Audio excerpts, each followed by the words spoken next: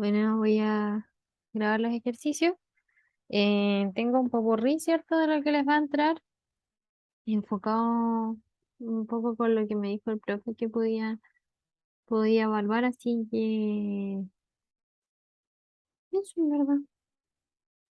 El último esfuerzo. Y la idea es que dejen claras todas las dudas que puedan tener. ¿Ya? La materia, vamos a partir con la primera materia del curso, ¿cierto? Transformaciones lineales, en donde eh, lo que vamos a destacar aquí va a ser el cálculo, ¿cierto?, del núcleo y de la imagen. Para recordar un poco qué era el núcleo y la imagen, eh, vamos a partir por la imagen, en donde nosotros recordamos que la imagen consiste en tomar eh, vectores generadores del espacio y transformarlos y ver en qué se transforman. Y viendo que sean linealmente independientes las cosas que se transforman, nosotros las almacenamos dentro de lo que se llama imagen.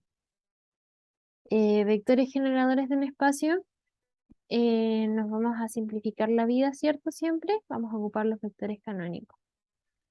En este caso, yo me fijo en el conjunto de salida, veo que es R2, es decir, los vectores que tienen dos coordenadas, y yo sé que los vectores generados por em, o sea, los vectores que generan ese espacio son los vectores canónicos, ¿cierto? 1,0 y 0,1. Entonces, para generar la imagen, yo lo que hago es tomar esos vectorcitos y los transformo. Eh, eso. Así que eso fue lo que hice para encontrar la imagen. Si se fijan aquí, lo que hice fue decir, ya, en este caso A es 1 y B es 0 y reemplacé 2 por 1 más 0 por x cuadrado más b que es 0.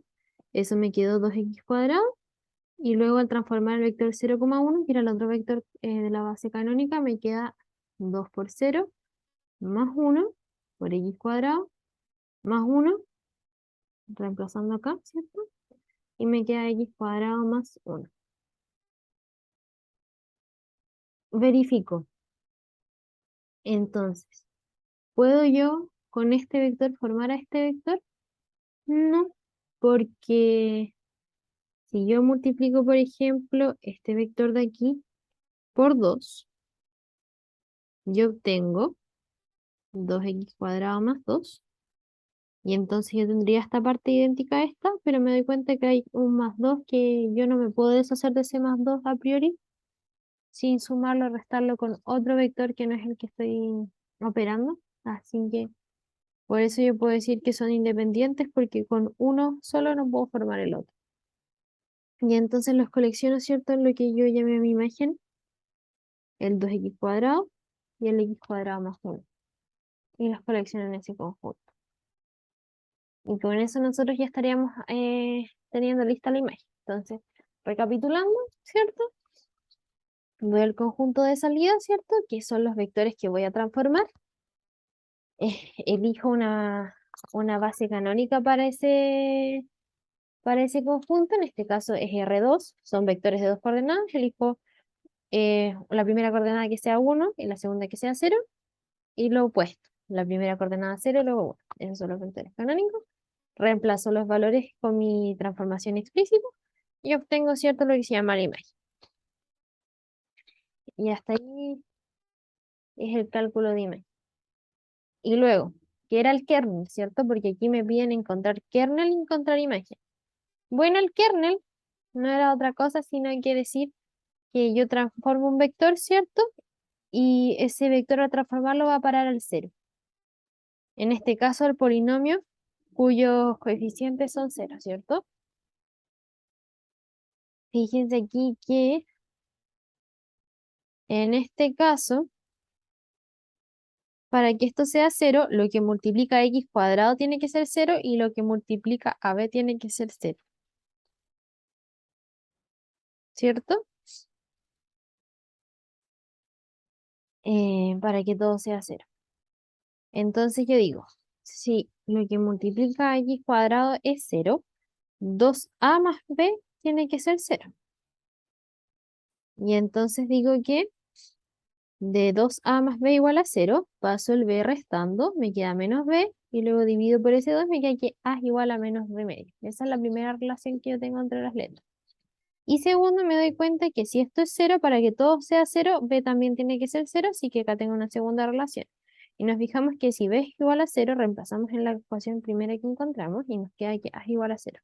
Luego, ¿cierto? Para que un vector al transformarlo vaya a dar al cero, a tiene que ser cero y b tiene que ser cero y fue las únicas condiciones que nosotros encontramos. Entonces, ¿qué podemos decir, cierto? Que el kernel se conforma de todos los vectores, ¿cierto? Cuya característica corresponde a que su primera coordenada es cero y su segunda coordenada es cero. Y ese es el vector que va a dar, ¿cierto? Al cero, al transformar. A ese vector nosotros le llamamos vector nulo. Y entonces lo que hago yo aquí en el kernel es juntar toda la información que recolecté, ¿cierto? Y plasmarla en conjunto. En este caso solamente el vector nulo. Y eso con imagen y kernel de transformaciones lineales. ¿Habrá alguna duda hasta ahí?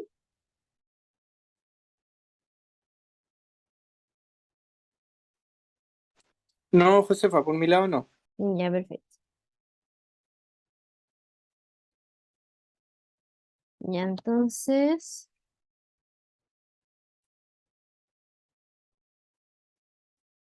la 2.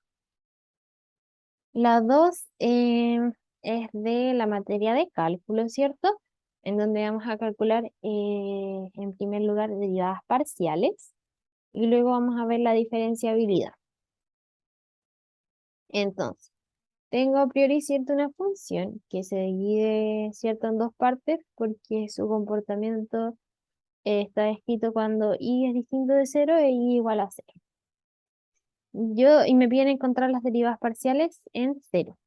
Yo sé que cuando me piden calcular derivadas parciales en el intervalo en donde yo no tengo conflicto, no hay problema, puedo derivar como yo sé derivar parcialmente, es decir, con respecto a la variable que me piden. Pero como aquí me piden en el punto crítico en donde yo no sé muy bien qué pasa, si es que toma un lado, si toma el otro, la derivada con respecto a x e y la tengo que calcular a través del límite. ¿Ya? Entonces, yo calculo la derivada con respecto a su definición por un tema de que lo que les explica. Es justo aquí y es cero, entonces tenemos que verlo así. Aquí el límite cuando h tiende a cero, y bueno, nosotros para calcular las derivadas parciales lo construimos de la siguiente forma. Yo voy a calcular la derivada parcial con respecto a x en el 0, 0, yo tomo el f en 0, 0, pero en la coordenada que voy a calcular la derivada parcial, reemplazo con la variable del libro. Y el resto sigue siendo cero. Y le resto la función en el punto que quiero calcular la derivada parcial y divido por la misma variable. En este caso que le pusimos h. Fíjense que aquí me dicen f de h, 0. Y yo me fijo que para cualquier valor de la función cuando y es igual a 0, em, eso, para cualquier valor donde la función cuando y es igual a 0, esto vale 0, la función. Así yo sé que esto es 0. eh, que, bueno, que la función en el 0 también es 0, independiente del valor que tome x, si es que y es igual a 0, esto toma 0, y esto sigue siendo h. Así que veo 0 partido algo, yo sé que ese límite es 0, y por tanto la derivada parcial con respecto a x va a ser 0. Ahora, derivada parcial con respecto a y, ¿cierto? Lo mismo. Le dije que en el punto que yo estaba calculando, ¿cierto? Yo pongo esa expresión, pero ahora la variable con la que estoy calculando la derivada parcial, yo la reemplazo por la variable en vez del punto, ¿cierto? Entonces aquí tendríamos con respecto a i, y en la coordenada i, yo reemplazo por la variable del límite, y le resto la función evaluada en el punto, y divido por la misma variable. Entonces yo vuelvo a analizar. Entonces, ¿qué pasa aquí cuando tengo x igual a 0 y igual a k? Bueno, para valores, ¿cierto? De k distintos de 0, yo tengo esta expresión de arriba. O sea, de y distinto de 0. Y tengo aquí que y es igual a k y x igual a 0. Fíjense acá que si yo reemplazo em, por k aquí y x igual a 0, me queda 0 por k por seno de 1 partido k, y eso es igual a 0, porque 0 por algo. Y entonces tengo este primer valor que es 0.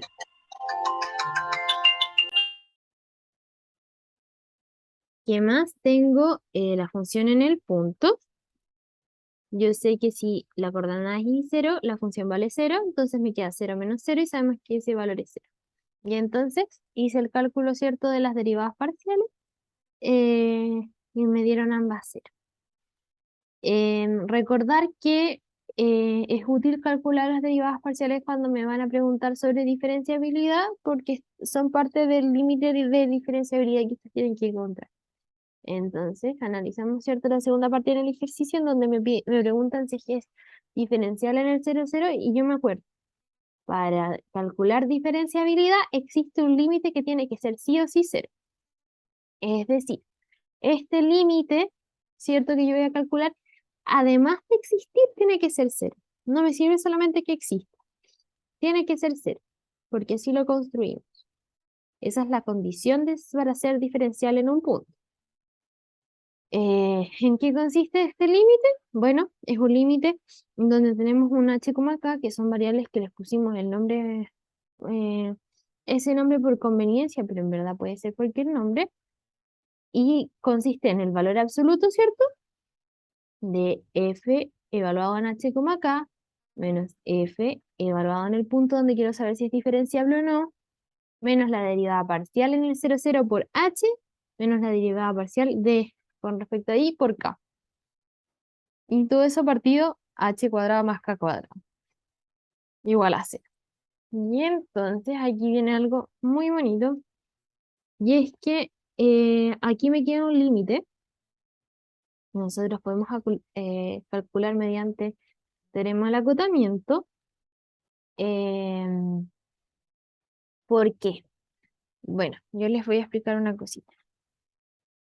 Yo, siempre que tengo una función seno, yo cuento con la siguiente información. La función seno tiene una pinta de este estilo, en donde esto es 1 y esto es menos 1. La función seno no puede tomar ningún otro valor. Ya este concepto nosotros le llamamos que es una función acotada.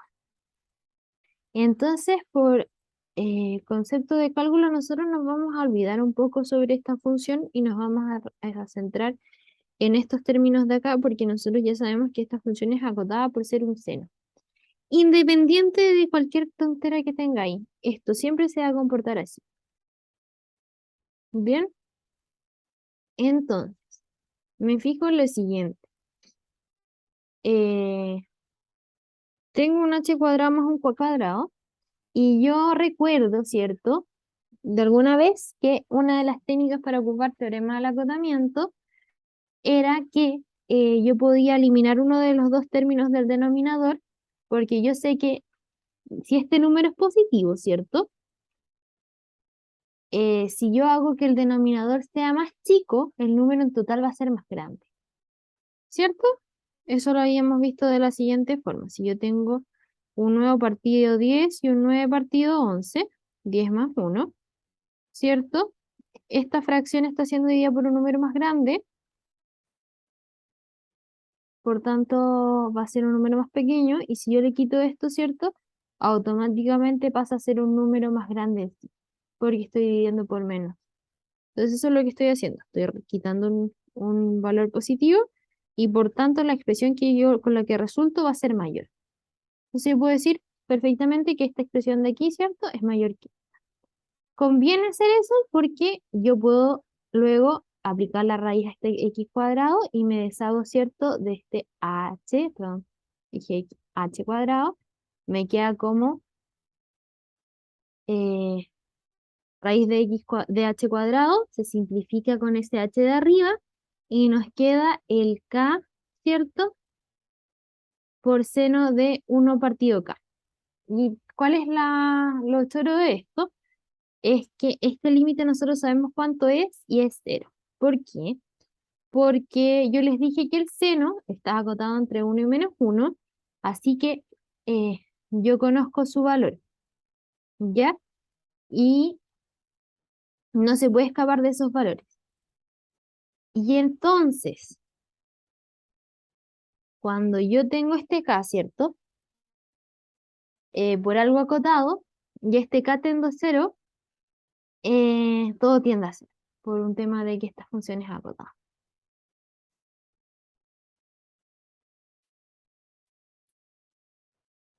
Y luego podemos decir que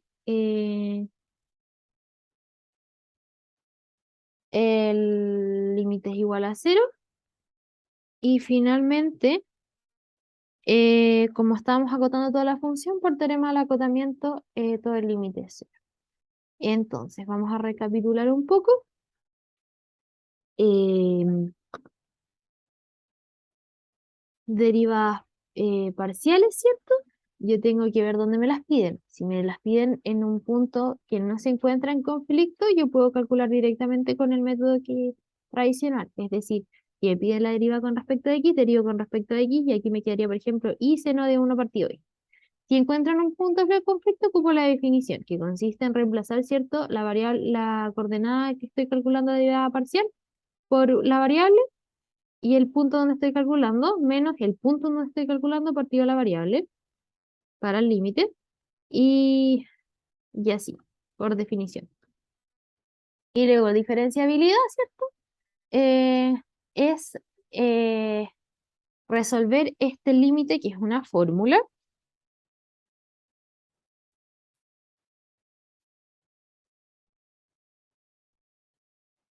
y que tiene que cumplir que el límite sea igual a 0. No puede ser otro valor, ni solamente, no sirve que exista, tiene que ser igual a 0. Y eso, diferenciabilidad. Y terminamos con EOS. ¿Alguna duda del ejercicio anterior? Sí, yo tengo una duda. Dime. Que, ¿bajo qué criterio, cómo consideramos cuando usamos el teorema del acotamiento, Ujú. utilizamos quitar un factor en el denominador o multiplicar por el seno, por lo que está dentro del seno, que también el profe dio que era como una forma de mayorar el término? Ah, pueden hacer cualquiera de las dos. De hecho, hay muchos caminos para llegar al mismo resultado.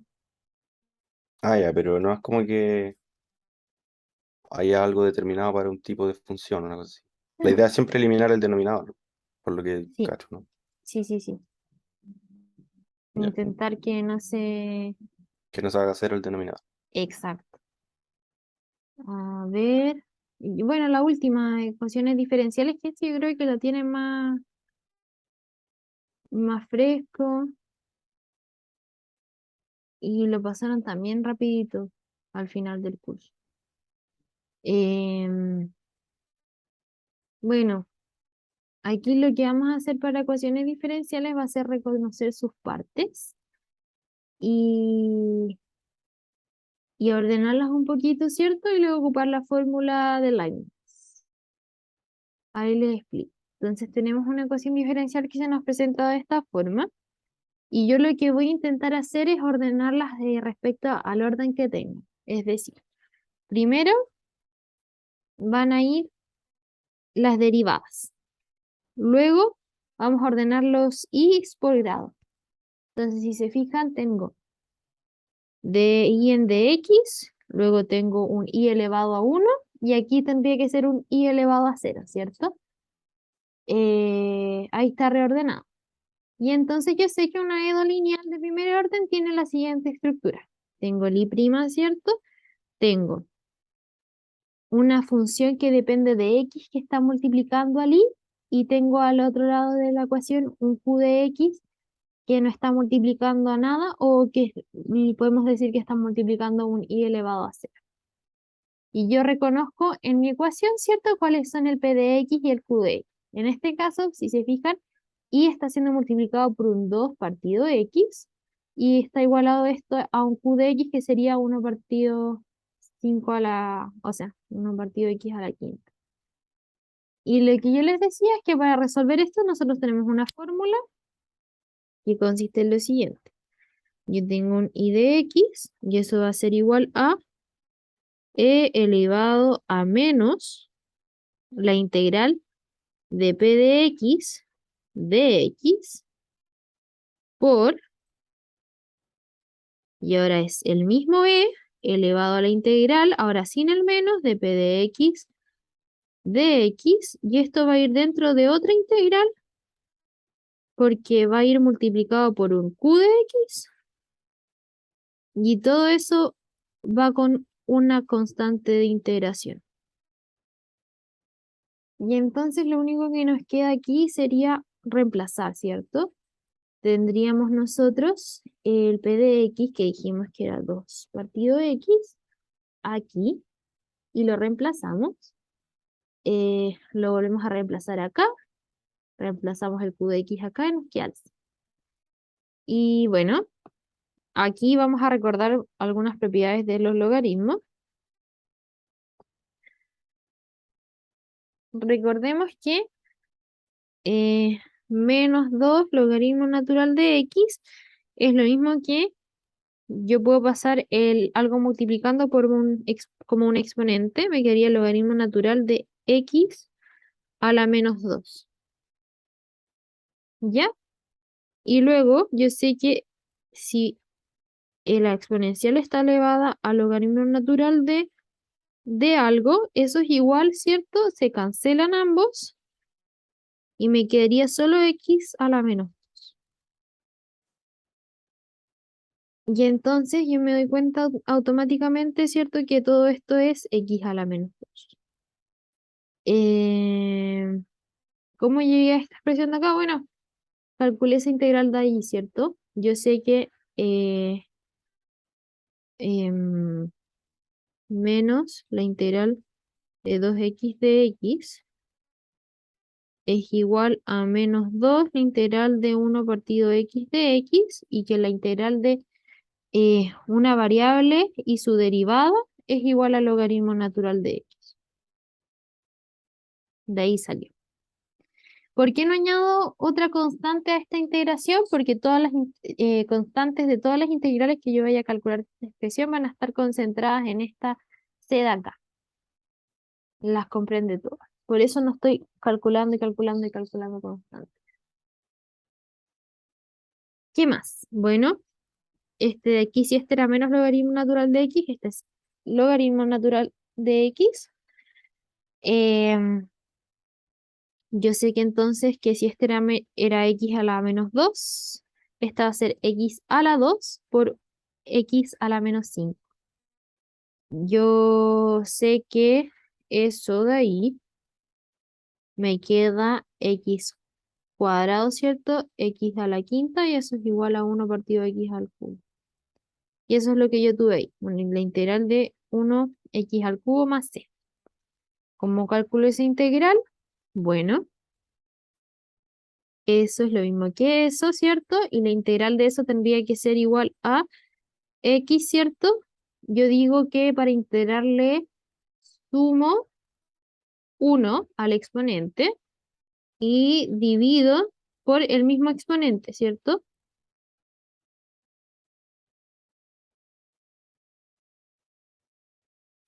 Y ahí me queda la integral.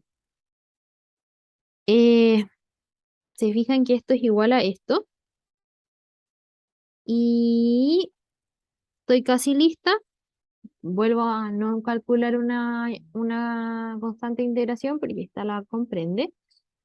Si no se entiende eso, lo que estoy diciendo ahí es que si ustedes tienen una c que proviene de esta integral de acá y le sumen otra constante de integración, es lo mismo decir que la suma de ambas es otra constante de integración. Y entonces yo puedo juntar todas las integrales o sea, todas las constantes de integración en una sola constante porque todas finalmente son sumas de constantes y constante más constante igual a constante. Multiplico, ¿cierto? Porque aquí hay una multiplicación y me queda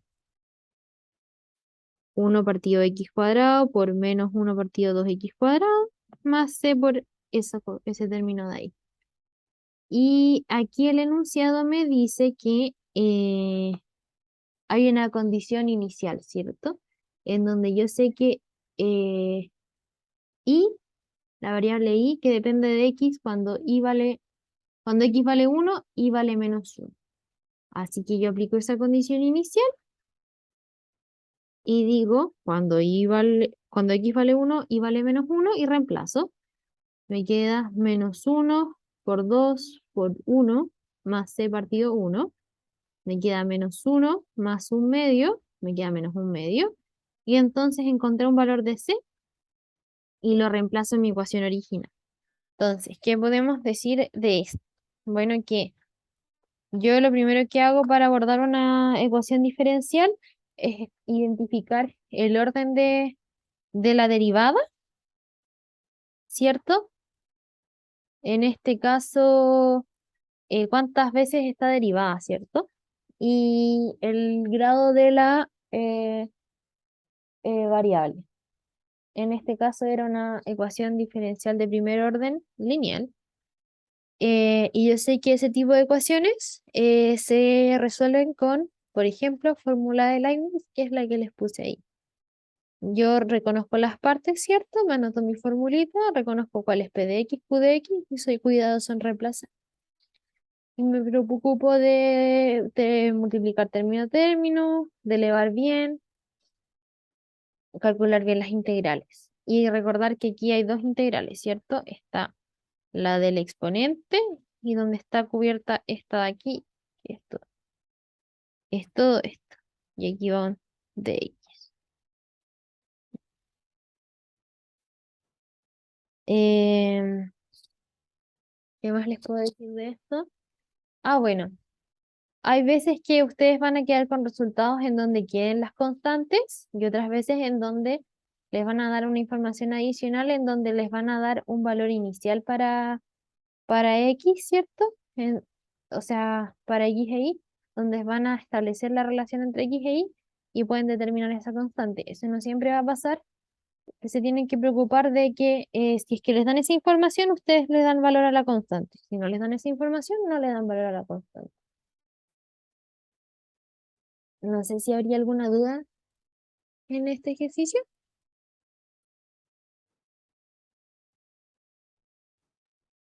Por mi lado no, Josefa. Ya. No, no, por acá.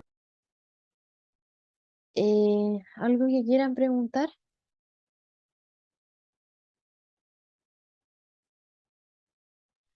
¿Podrías repetir, porfa, lo del kernel del primer ejercicio? Ya. ¿Cómo llegaste a eso? Entonces, kernel, yo lo que les comentaba, ¿cierto? Era que consiste, ¿cierto?